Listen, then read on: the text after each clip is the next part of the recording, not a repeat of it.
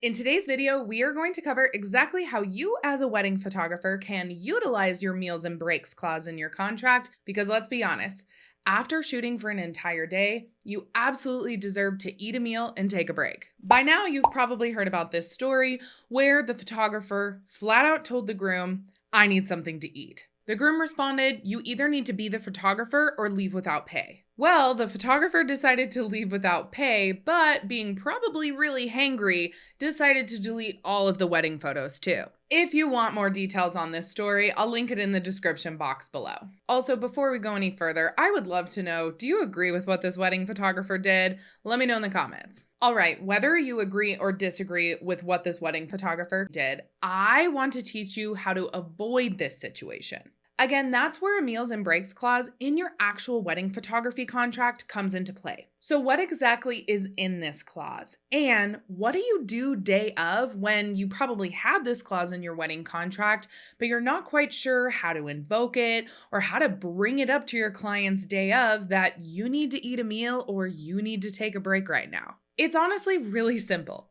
In this clause, you want to have language regarding that you as a wedding photographer for working 6, 8, 10 hours or more at a time deserve to have a hot meal during the event. Usually this is going to happen when the wedding party eats so that you can eat at the same time and you don't miss capturing any important reception events. Now, a good caveat to have here is that if your clients don't actually want to provide you with a hot meal, then in this clause you want to state if no hot meal is provided, then the photographer reserves the right to leave the wedding and or event for at least 30 minutes to get a meal. Also, this clause needs to have information related to the fact that you can take a break, at least a 10-minute break every 2 hours if needed. You are a human, you deserve to eat, and your clients cannot expect you to work hours on end without food.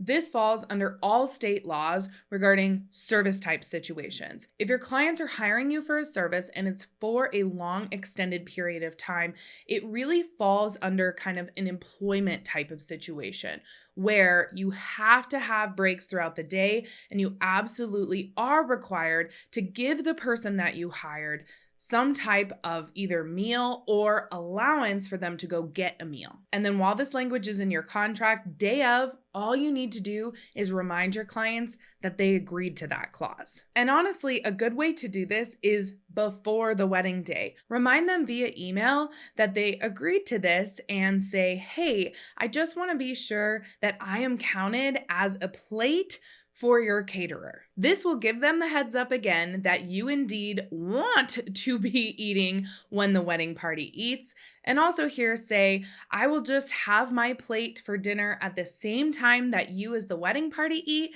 so that I don't miss any really important things that I need to capture." It's a really good way to plug that clause in and remind them of that. And also a really good give and take there. They're like, "Yeah, of course you need to eat, but we also want to make sure that you eat at a really good time so that we're not missing any of those photographs that we expected of you." And if your clients just really have a big tiff with you day of on the event, this is like a 1 in a million chance here that this is going to happen, but this news article really says that it does. So if it were to occur to you, then this clause would ensure that you're not breaching the contract by leaving and going to get your own meal.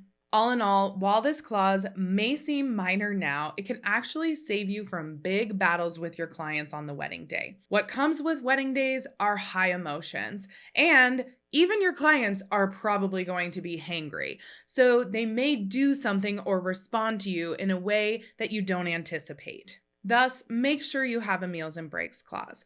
But also, I want you to make sure that you have other really important clauses in your wedding photography contract. Right here on the screen is another video that I have for you regarding all the other essential clauses that you need to have in your wedding photography contract. This is a must watch, so click on that video right now.